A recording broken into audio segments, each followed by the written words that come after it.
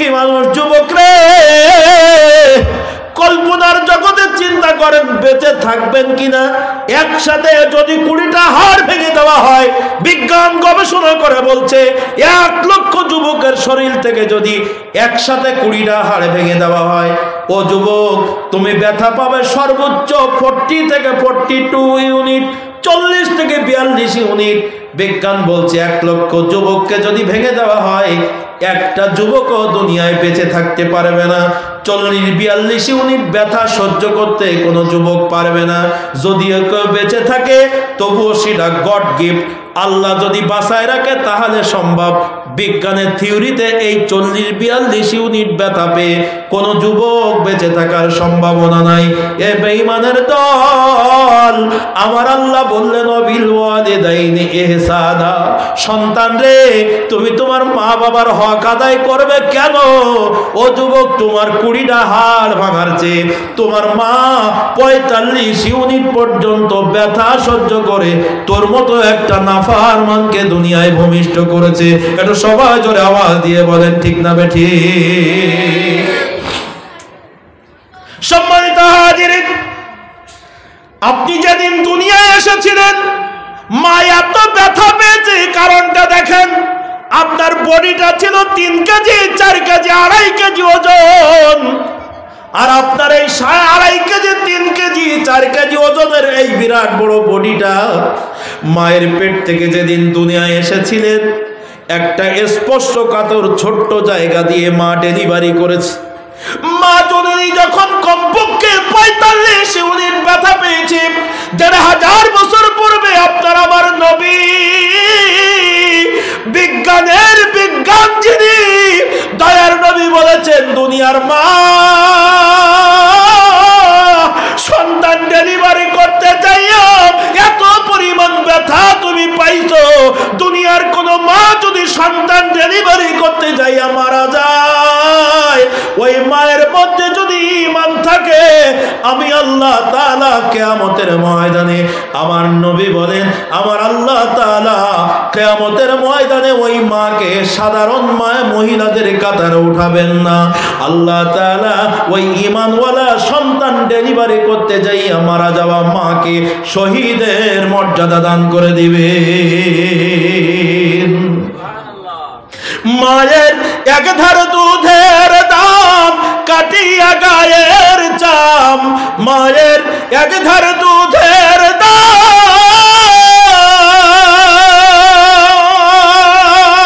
দাম, মায়ের 1 ধার দুধের দাম কাটিয়া গায়ের চাম, পাপুষ বানাইলেও ঋণের শোধ হবে না। এমন দরদি ভবে কেউ হবে না আমার মা গো,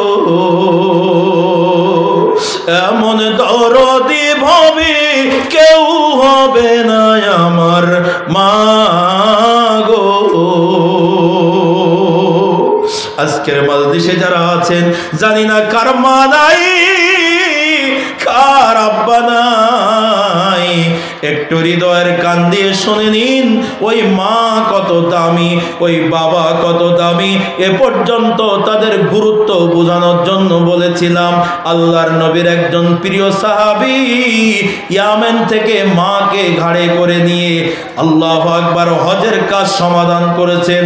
আল্লাহর নবীর কাছে এসে গেছেন, ইয়া রাসূলুল্লাহ সালাম নেন, আপনার একজন প্রিয় সাহাবী সুদূর ইয়ামেন থেকে আমার ঘাড়ে করে আমার মাকে নিয়ে এসেছে। আমার বৃদ্ধা মা, তাকে ঘাড়ে করে নিয়ে সাফা আমার ওয়াসাই করেছে, মিনা মুজদালিফা আরাফা করেছি, ইয়া রাসূলুল্লাহ কাবা ঘর তাওয়াফ করেছে। হুজুর বলেন দেখে আমার দরদি মায়ের হক কে আমি আদায় করতে পেরেছি? আল্লাহর নবী ডাক দিয়ে বলেন, আল্লাহর গোলাম, না না না পারো নাই, তোমার গায়ের একটা চামড়া কেটে যদি তোমার মায়ের পায়ের জুতা বানিয়ে দাও, মা জননী হাঁটতে হাঁটতে তোমার চামড়া দিয়ে জুতা বানানো জুতা ক্ষয়ে শেষ করে ফেলবে। আবার আরেক জায়গা থেকে চামড়া কেটে জুতা বানিয়ে দিবে, তোমার মা তা পা দিয়ে দিয়ে জুতা শেষ করে দিবে। এভাবে যদি গোটা শরীরের চামড়াগুলো কেটে মায়ের জুতা বানিয়ে দাও, আর মা যদি তা বারবার হেঁটে হেঁটে জুতা শেষ করে দেয়, তবুও তোমার মায়ের এক ফোঁটা দুধের ঋণ তুমি শোধ করতে পারবে না। যে মায়া মায় ছোট্ট থেকে মায়ার জালে বন্দি রেখে করেছে লালন, হে প্রভু তুমিও তারে তোমার আদর সেই নিরে করিও যতন, মাকে করিও লালন। সবাই পড়েন রব্বির হামহুমা কামা রব্বায়ানি সগীরা। জোরে রব্বির হামহুমা কামা রব্বায়ানি সগীরা। আলহামদুলিল্লাহ। ভাই, মায়ের খেদমত কেন করবেন? ছোট্ট একটা নমুনা বলেছি। এখন আসেন মায়ের খেদমত কিভাবে করবেন। আমাদের সমাজে প্রচলিত কথা, মা বাবার খেদমত করবেন, একদম সহজ কথা। বিষয়টা যদিও সহজ, তত সহজ নয়। রবীন্দ্রনাথ বলেছিলেন, সহজ কথাকে সহজ দিয়ে বোঝানো যায় না। আমরা বলি মা বাবার খেদমত করো, মা বাবার খেদমত করো মানে সেটা কিরকম? মায়ের হক একরকম, স্ত্রীর হক আর এক রকম, সন্তানের হক আর এক রকম, ভাই বোনের হক আর এক রকম, চাচা চাচির হক আর এক রকম, প্রতিবেশীর হক আর এক রকম। কারোর হকের সাথে কারোর হকের মিল, কথা বলছেন না মনে হয়, কারোর হকের সাথে কারোর হকের মিল নাই। মা বাবার খেদমত করতে হবে। খেদমতটা কেমন আমি আপনাদের দিনের আলোর মতো পরিষ্কার করে দেব। রাত্রি গভীর হয়ে গেছে, আপনাদেরকে কষ্ট না দিয়ে একটু সামনের দিকে চলে যাই। একটু জোরে আওয়াজ দিয়ে বলেন, মা বাবার হক আদায় করতে হবে, হুকুমটা কার? আসতে বললে হবে না, আরো একসাথে জোরে আওয়াজ দিয়ে বলেন, কার? নামাজ পড়ার কথা বলেছিলাম, নামাজ পড়তে হবে, হুকুম কার? রোজা রাখতে হবে, হুকুম কার? হজ করতে হবে, হুকুম কার? টাকাওয়ালা জাকাত দিতে হবে, হুকুম কার? সব আল্লাহ তো? কথা বলেন, সব আল্লাহ তো? আসেন এমন একটা পেশের কথা আপনাদেরকে বলি, সহজ করে নিয়ে যাচ্ছি। দেখেন, নামাজ পড়েন আল্লাহর হুকুম, রোজা রাখবেন আল্লাহর হুকুম, হজ করবেন আল্লাহর হুকুম, জাকাত দেবেন আল্লাহর হুকুম, মা বাবার খেদমত করবেন, এটা কার হুকুম? সব আল্লাহ তো?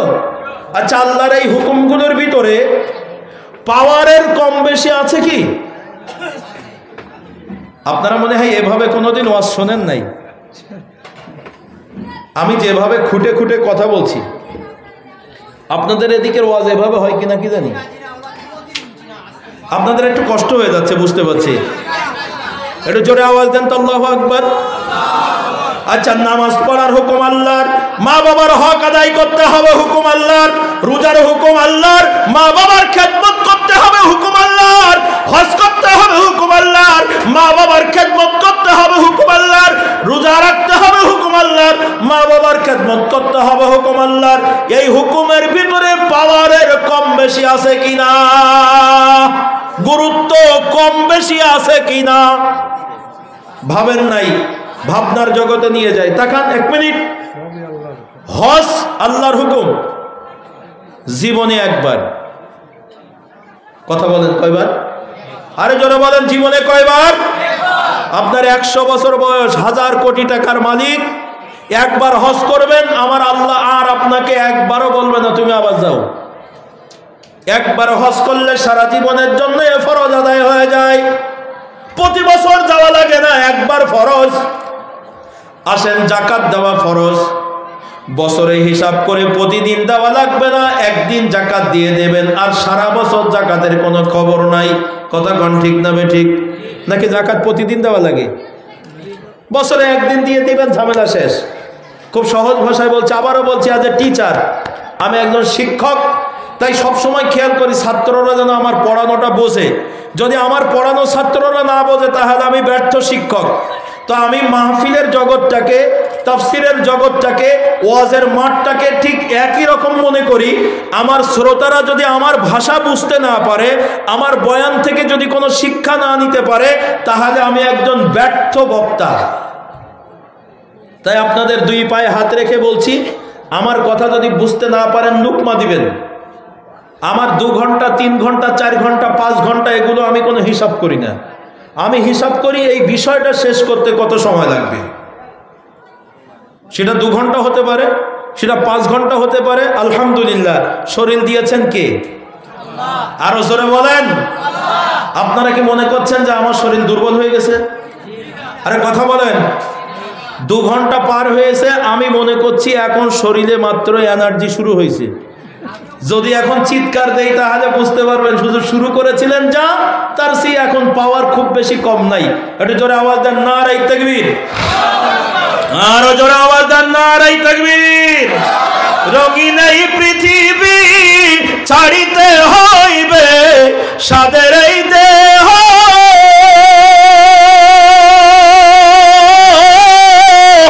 মাটিতে খাইবে, শূন্য হবে জিন্দেগানি। কার লাগিয়া এত মায়া, এত চোখের পানি রে মন, কার লাগিয়া এত মায়া, এত চোখের পানি। এটা আল্লাহু আকবার বলবেন না? আচ্ছা, আমার সাথে সবাই বলেন তো, নিজেকে বলেন, নিজেকে বলেন। রঙিন এই পৃথিবী ছাড়িতে হইবে, সাদের এই দেহ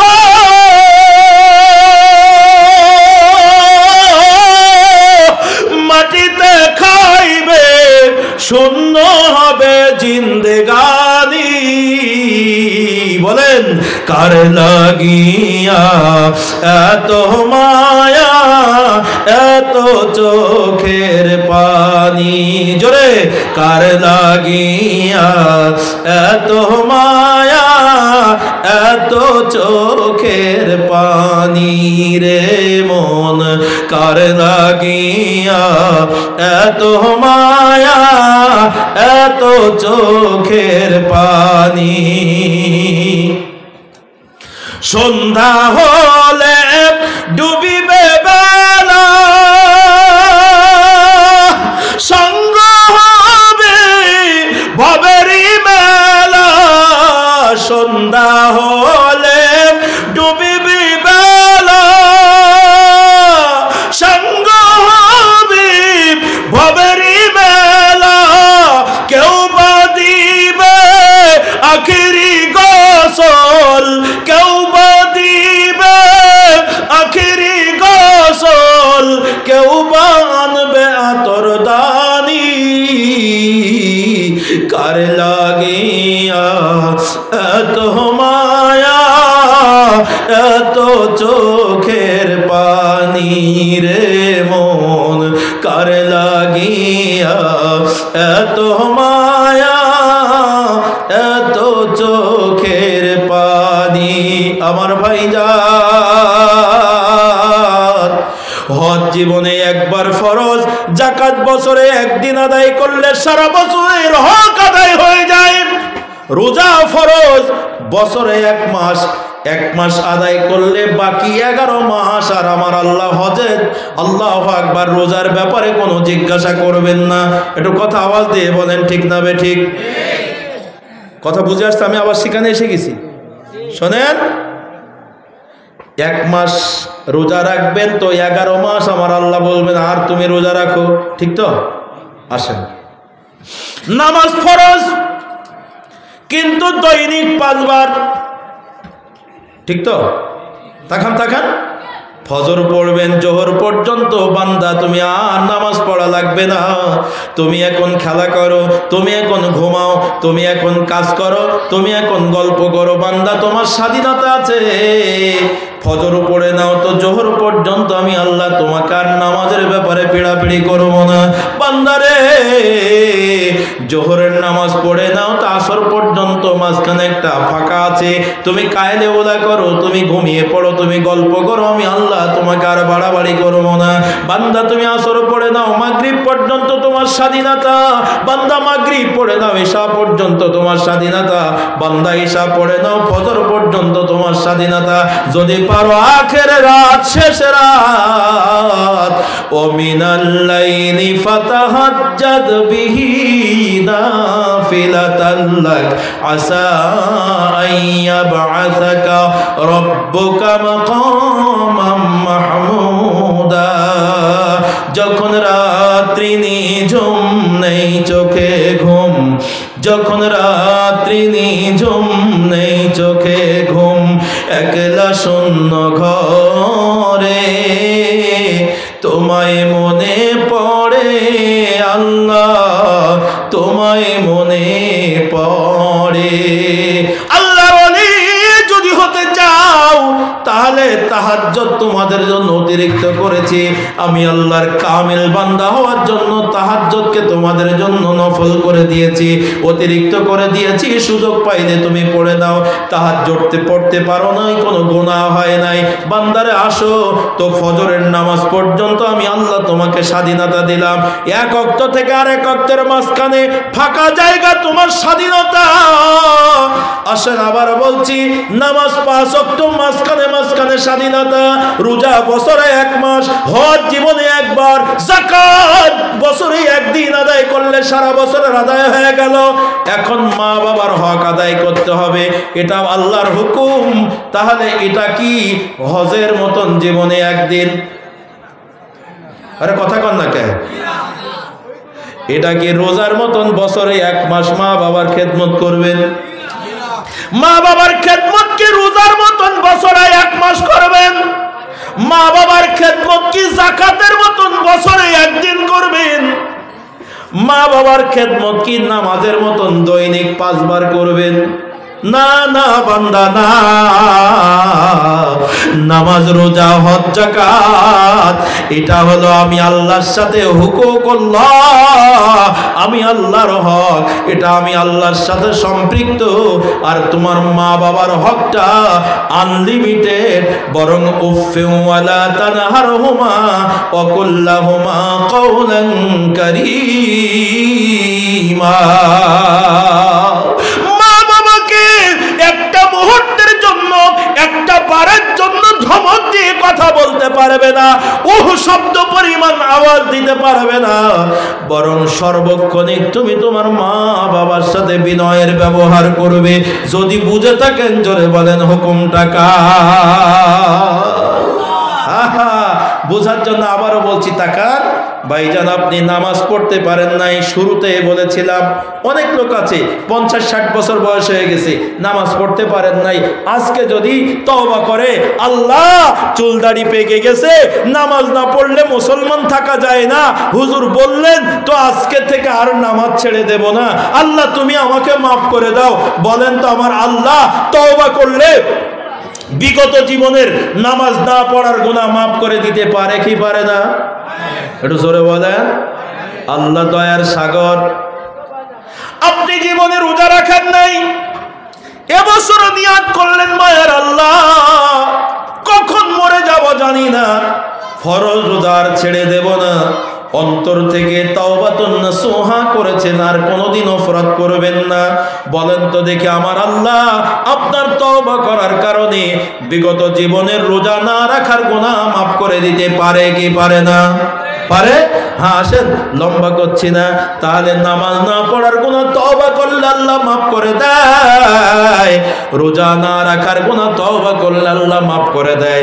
কিন্তু কোন সন্তান যদি তার মাকে কষ্ট দেয়, কোন সন্তান যদি তার বাবাকে কষ্ট দেয়, যতক্ষণ ওই মা তার সন্তানকে ক্ষমা না করবে, যতক্ষণ ওই বাবা তার সন্তানকে ক্ষমা না করবে, এই বেঈমানের দল সন্তান রে, তুমি তোমার মায়ের কাছ থেকে যতক্ষণ ক্ষমা না নিতে পারবে, তুমি তোমার বাবার কাছ থেকে যতক্ষণ ক্ষমা চেয়ে না নিতে পারবে, ততক্ষণ আমার আল্লাহর দফতরে তোমার ক্ষমার দরজা খোলা নাই। বুঝাইতে পারি নাই? বলেন নামাজ রোজা হজ যাকাতের চেয়ে মা বাবার গুরুত্ব কম? একটু জোরে আওয়াজ দিয়ে বলেন। আবারও বলছি বুঝার জন্য, কেন বেশি? নামাজ রোজা হজ যাকাত করতে পারেন নাই, আজকে থেকে করব। হযরত ওমর যেরকম বলেছিলেন আজকে থেকে কালিমা পড়লাম, ইসলাম বিরোধী কাজ করব না, এক বাক্যে তওবা করতেই আল্লাহ তাআলা মাফ করে তাকে জান্নাতি মানুষ বলেছেন। সুবহানাল্লাহ। ভাইজান, কিন্তু মা বাবা যতক্ষণ ক্ষমা না করবে ততক্ষণ পর্যন্ত আপনার ক্ষমার দরজা আল্লাহর কাছে খোলা নাই। দাম আছে না নাই? যারা বলেন মা বাবার দাম আছে না নাই?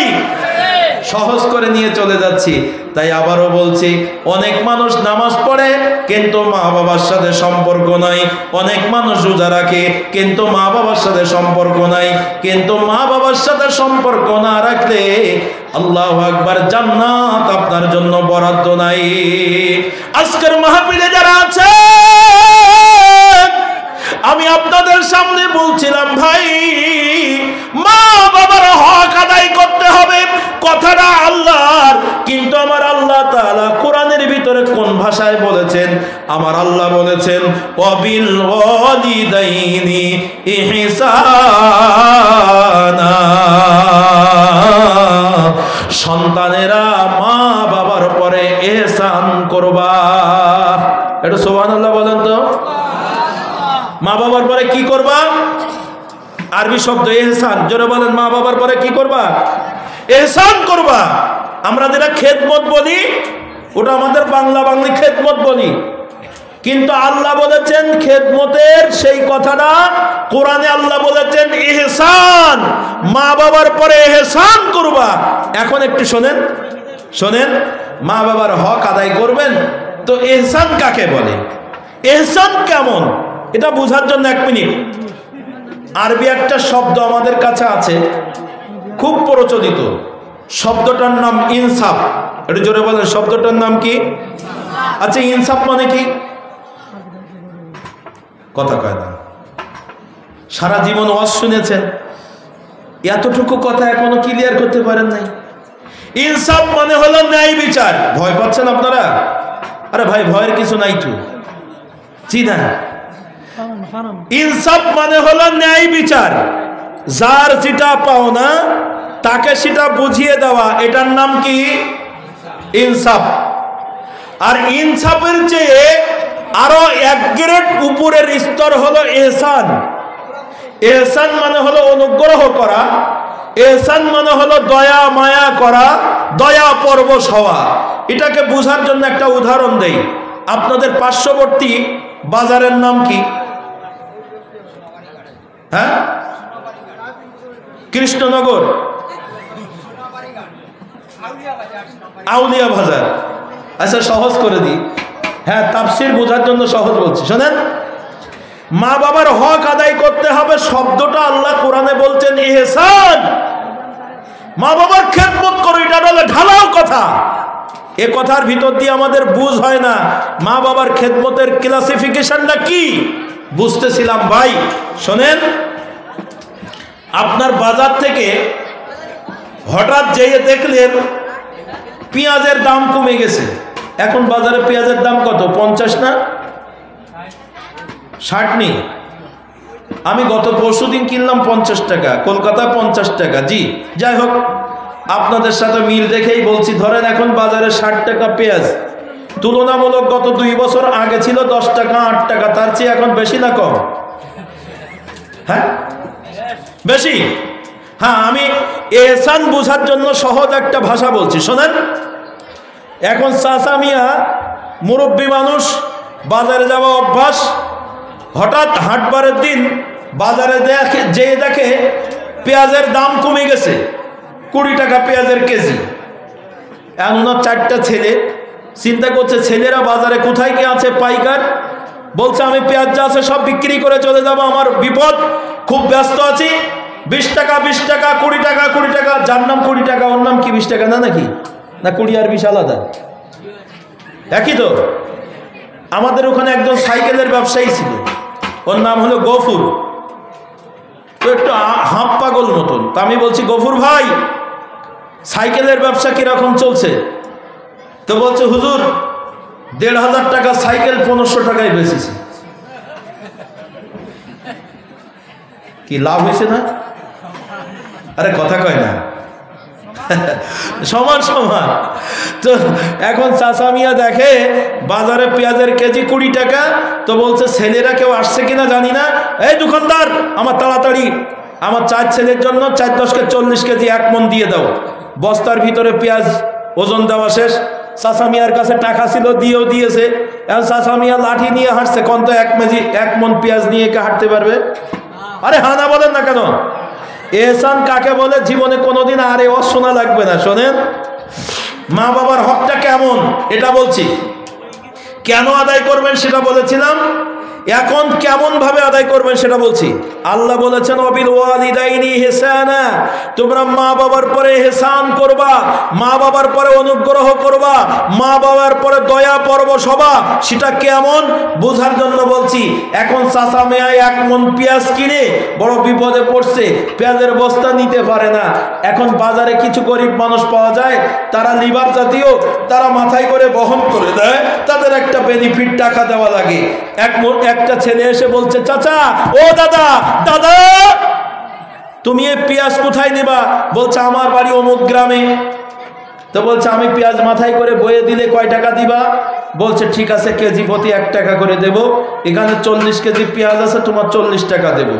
এখন গরিব ছেলেটা, আল্লাহু আকবার, গরিব ছেলেটা চাচার ওই পেঁয়াজ মাথায় করে নিয়ে বাড়িতে পৌঁছে দিয়েছে। পৌঁছানোর পরে বলেন তো ওই ছেলের পাওনা কত? আরে কথা বলেন না কেন? 40 টাকা। এখন চাচা মিয়া যদি 40 টাকা দিয়ে দেয় তো ওই ছেলের পাওনা তাকে দিয়ে দিল, এটার নাম ইনসাফ, ন্যায় বিচার। একটু সুবহানাল্লাহ বলবেন না? এখন চাচা মিয়া কিছু আছে যৌবন কালে মানুষের থাপ্পড় মাপ্পড় দিয়েছে, যা ইচ্ছা তাই করেছে। কিছু মানুষ আছে বুড়ো হয়ে গেলেও স্বভাব পরিবর্তন হয় না। আবার আপনারা কেউ যেন রাগ করবেন না, আপনারা ভালো। এখন কিছু বুড়ো মানুষ আছে দেখবেন বুড়ো হয়েছে তো রাগ কমেনি।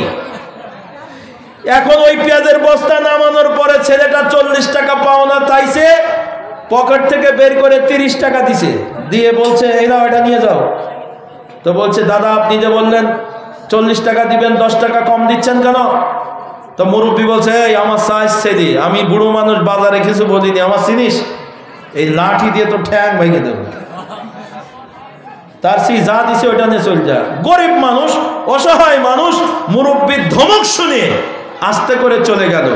এই যে গরিব মানুষটাকে 10 টাকা কম দিলেন, এটার নাম শরিয়াতের ভাষায়, কোরআনের ভাষায় জুলুম, আমাদের প্রচলিত ভাষায় এটার নাম বেইনসাফ। কথা বুঝাইতে পারি নাই? এটা টাকা যা ভাড়া তাই দিতেন 40 টাকা, তার নাম ইনসাফ। কম দিলেন, এটার নাম, আরে জোরে বলেন, কম দিলেন, এটার নাম বেইনসাফ। কিন্তু পেঁয়াজের বস্তা নামানোর উপরে গরিব ছেলেটার গা দিয়ে ঘাম পড়েছে, আপনি লোকটার কষ্টের দিকে তাকায় আপনি আনতে পারতেন না। ছেলেটা গরিবের সন্তান, আমার 4টা ছেলে, কেউ তো বাজারে কারোর বাজার বয়ে দেয় না। আমার ছেলেরা কারোর এরকম মাথায় নিয়ে কোনো জিনিস বয়ে দেয় না। এই ছেলেটা গরিব, আমার বাড়িতে এই বোঝা বহন করে দিয়েছে। লোকটার দিকে তাকাইয়া দয়া করে মায়া করে 40 টাকা ঠিক ছিল ওটা না দিয়া ওর উপরে দয়া করে মায়া করে আরো 10টা টাকা বেশি দিয়ে দিল, 50 টাকা। এই অতিরিক্ত দয়া করে তার কষ্টের কথা মনে করে 10টি টাকা বেশি দেওয়ার কারণে এটার নাম হলো কোরআনের ভাষায়, শরিয়াতের মানদণ্ডে এটার নাম ইহসান। কথা বুঝাইতে পারি নাই? যদি বুঝে থাকেন বলেন, দয়া করে বেশি দেওয়ার নাম কি? কথা বলেন। যা ভাড়া তাই দিলেন, ইনসাফ। কম দিয়েছেন, বেইনসাফ, জুলুম। আল্লাহ মা বাবার জন্য বেইনসাফ বলে নাই। হে সন্তান, তুমি জান্নাত চাও, হাত উঁচু করেছিলে, আল্লাহর ওলির দরবারে এসে তুমি হাত উঁচু করেছিলে জান্নাত চাই, আমার আল্লাহ বলেছেন মা বাবার পরে তুমি ইনসাফ করবা না, বরং মা বাবার পরে তুমি ইহসান করবা। এটা সবাই জোরে আওয়াজ দিয়ে বলেন আল্লাহু আকবার। নারে তাকবীর, নারে তাকবীর। আল্লাহ তাআলা পবিত্র কোরআনুল কারীমের ভিতরে জন্য বলেছেন ওয়াবিল ওয়ালিদাইনি ইহসানা, সন্তানেরা তোমরা তোমার মা বাবার উপরে দয়া পরবশ হবে। এটা সবাই জোরে আওয়াজ দিয়ে বলেন আল্লাহু আকবার। সম্মানিত হাজিরিন, আর নয় বাঁচিলে দেখা হবে দুনিয়া মাজার, ভালো আছে না বাঁচিলে দেখা হবে হাসর ও মাজার। আজকের মাহফিলের সম্মানিত মেহমান, উস্তাদ মর্যাদার মানুষ আজকের স্টেজে এসে গেছে, এজন্য আমি আর আপনাকে এই মুহূর্তে কষ্ট দিতে চাই না। মা বাবার হক আদায়ের ব্যাপারে আমি কেন আদায় করবেন, মা বাবার হকটা কাহাকে বলে, এটা বোঝার জন্য আপনাদেরকে সহজ ভাষায় কিছু কথা বলেছি। এটাকে আরো সহজ করার জন্য লম্বা সময়ের দরকার ছিল। যতটুকু বলেছি আল্লাহ তাআলার ইবাদত